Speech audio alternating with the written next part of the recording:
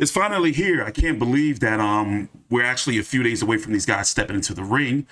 Lineal world champion Tyson Fury is going to be defending his WBC title, actually trying to unify his WBC and Ring Magazine title against IBF, WBO, WBA, and I am not sure if he has the IBO. Yes, the IBO is on the line for this fight. Tyson Fury versus Oleksandr Usyk in a great card. I can't say it's the best of the Saudis have put together.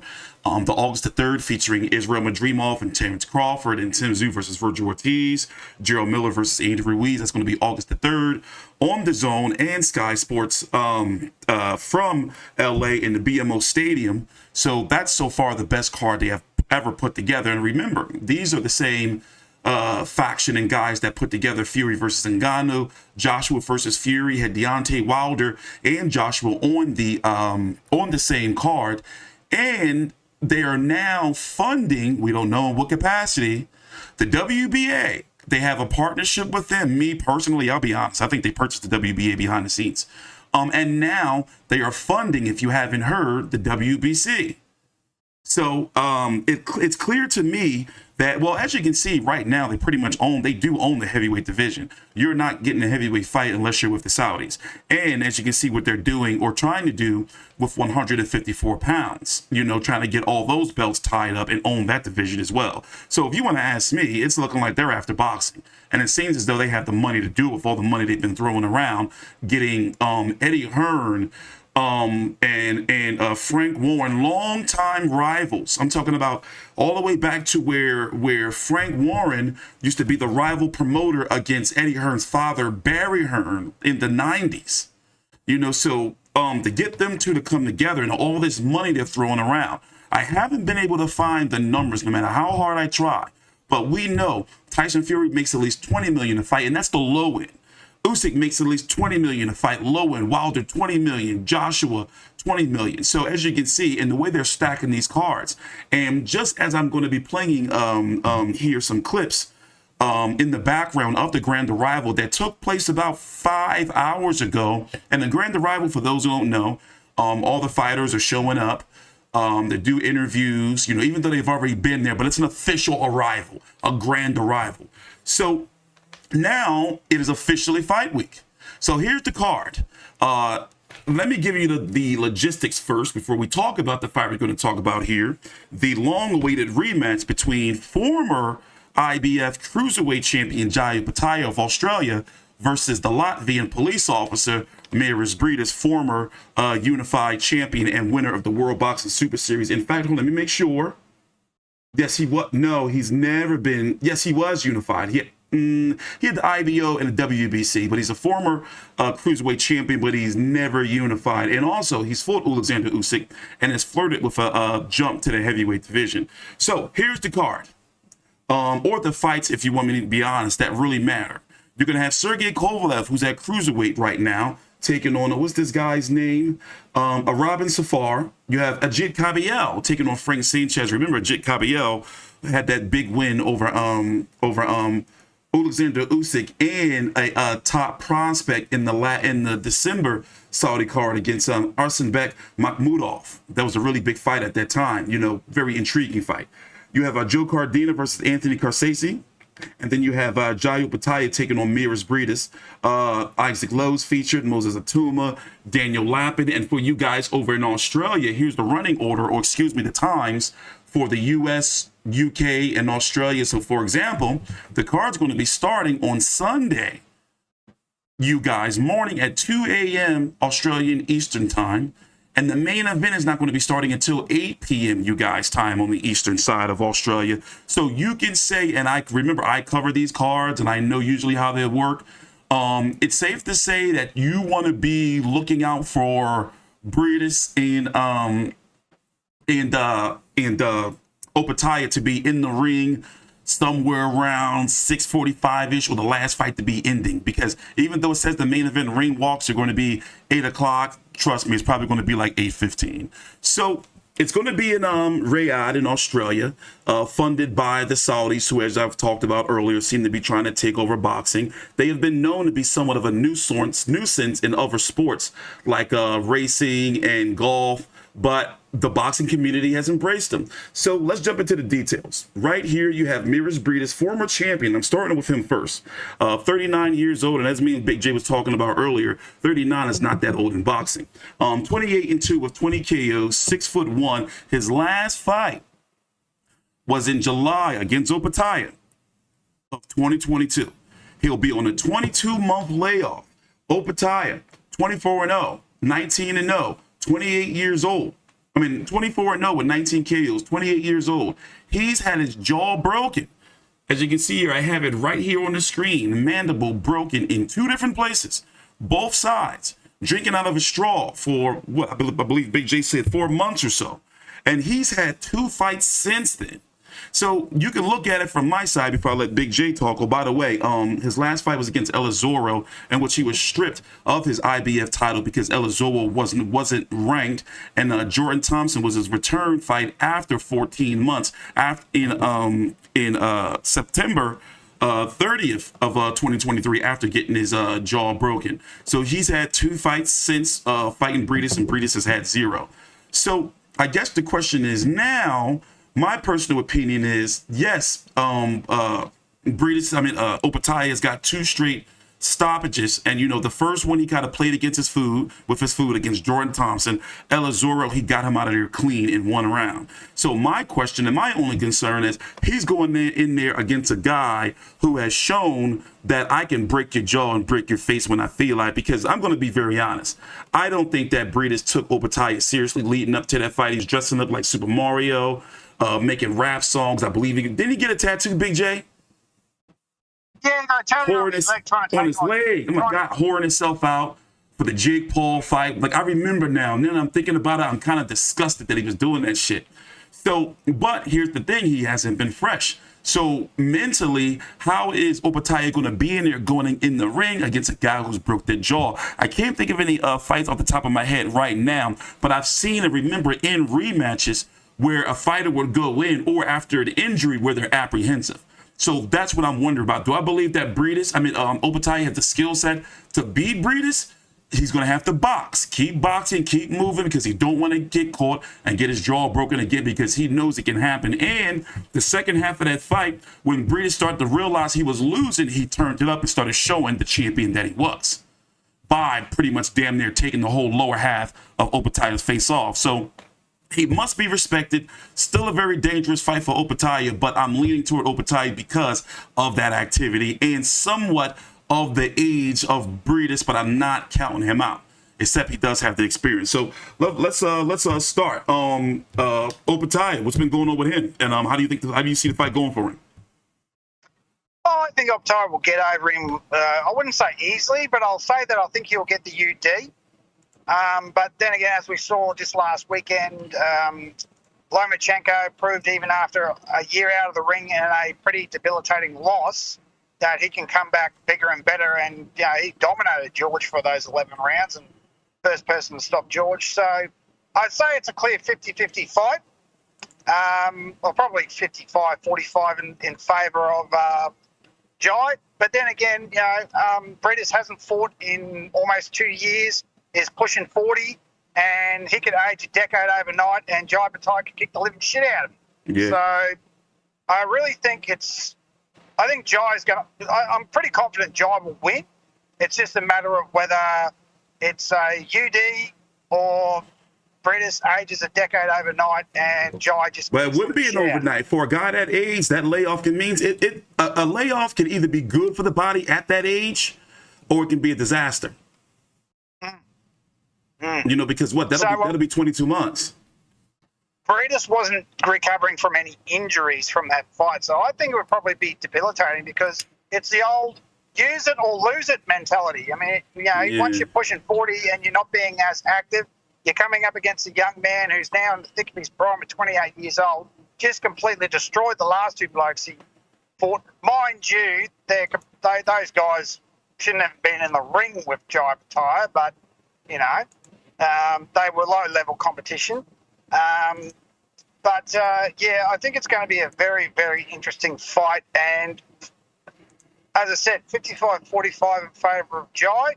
But if Briedis takes it seriously and is full on, yeah, it's going to be an interesting fight. But I'm leaning towards more of the fact that I think he's been out too long. He's too old.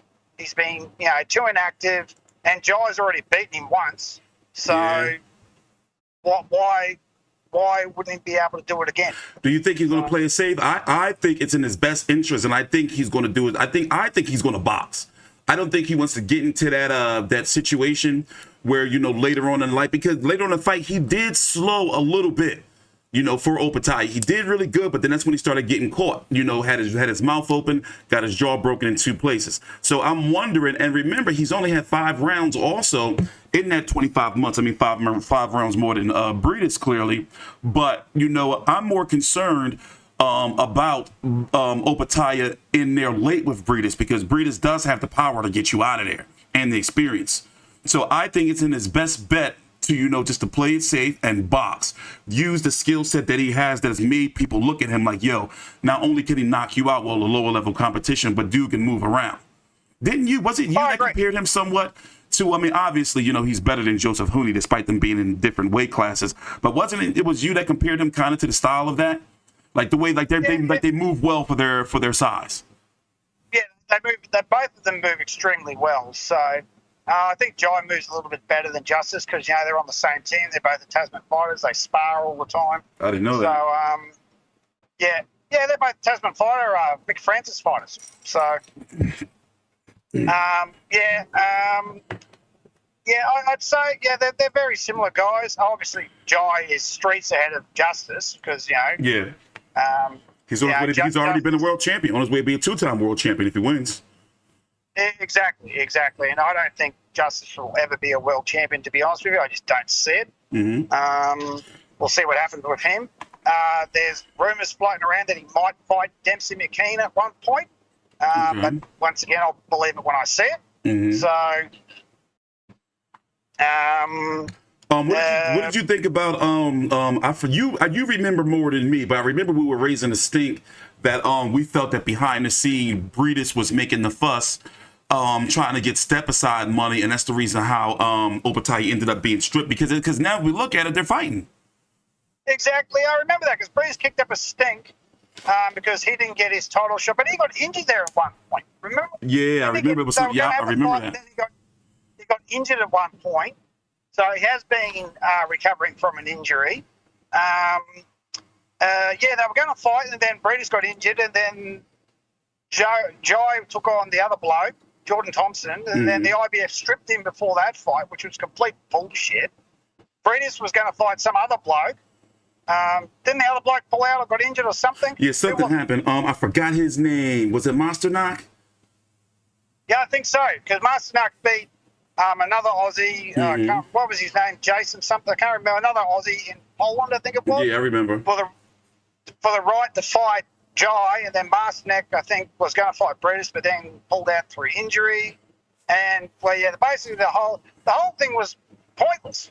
So they could have just let Jai keep the title. He would have fought Briedis anyway. Wouldn't have made any difference. Because the winner of Briedis Masternak was going to get Jai anyway. Yeah. So it made no friggin' difference. Briedis was just acting a sook. Jai's got some quotes out there where they could talk to Briedis about it earlier last week, where Jai said he grew up watching Briedis and he respected him and one of his favorite fighters, and now he doesn't respect him anymore. So they asked Briedis, and Briedis said, well, he found out, I'm just quoting pretty much or paraphrasing, he found out what happens when you talk shit, basically, talking about how he broke his jaw. Looking at the rankings here, you have the WBC champion who's going to be returning next month in June on a Don King card, Noel McCallion, against Ryan Rozicki on a Don King card that's going to also feature Adrian Broner versus Blair Cobbs. You have Gilberto Ramirez, the WBA champion, waiting to see what he's going to do, because at one point in time, him and Briedis was in talks. But, well, as we know, Briedis took the bigger money and taking on Jai Opetaia. And, of course, Opetaia and Briedis are fighting for that vacant belt. And then you have Chris Billum-Smith taking on Richard Riakporhe in a rematch. And Lawrence O'Colly has officially moved up and left the cruiserweight division and is going to be fighting at Bridgerweight next week. And I forgot that guy. Yes, that Bridgerweight division is still a thing. It's between 201 to 224, but really boxing doesn't respect that. So we're going to be here covering this card, and in fact, this is one of the mini previews I'm going to be doing this week on this card as I'm in fight week mode now. Closing thoughts? By the way, my prediction, I got Opetaia by decision, but I'm expecting a scare in there, and I'm expecting a crazy card. We've been getting a lot of those. A card that doesn't make sense. A scorecard. Yeah. I pretty much agree. I think Jai will get the decision. I'm not predicting that he will knock Briedis out unless Briedis ages a decade overnight. Briedis has never been stopped, and a knockout would be big for his career for Opetaia. Yeah, exactly. I don't think he will knock him out. I think he'll get the decision. Yeah, you're right. There'll probably be some crazy bullshit card in there, like there always is. Yeah. But yeah, I think, and then that'll put this Briedis Opetaia thing to bed.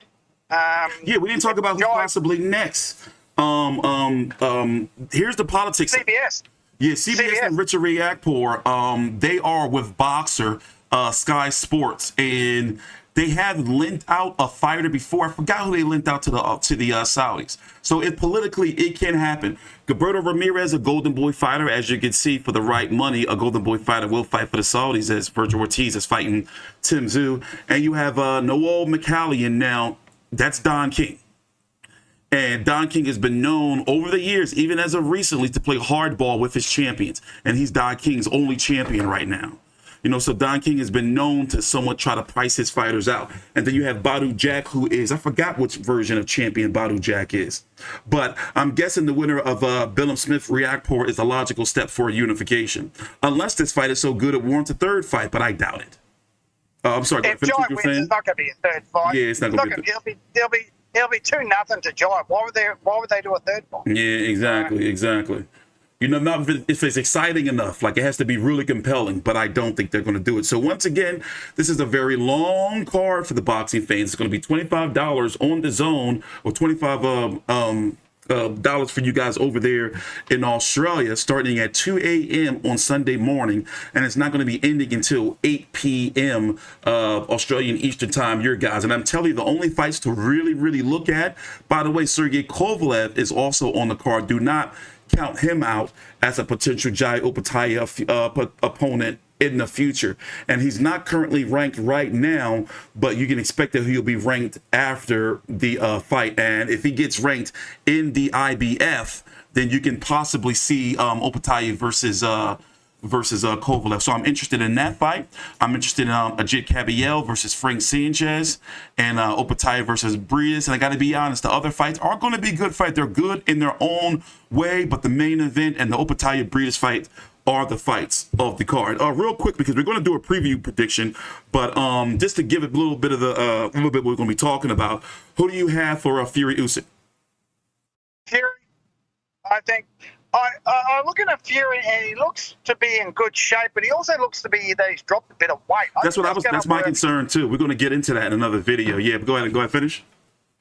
Yeah, I think he's weighing probably about 250 at the moment. He needs to be weighing 280. He needs to have a massive weight advantage. So unless he's going to, use his movement and all that and go for the body, yeah, because I thought, like, if I was Fury, I'd be coming in at like 280. And we know he can carry that weight well. We've seen him do it against Wilder. We know he can carry that weight well and use it to his advantage. Exactly. So coming in at 250 against a guy who's 230, not really that smart. Yeah, because the weight advantage is now pretty much gone. He looks good, but yeah, I would be coming in as heavy as possible and just leaning him on him the entire time, and then you got more weight behind your punches. So, but if Fury is smart, he'll just gut shot him. That's what I'm thinking. Is he probably going to try to do it from a distance with his long reach, because he's got the jab and he does have a very good straight to the body, which Usyk is shown to have issues with.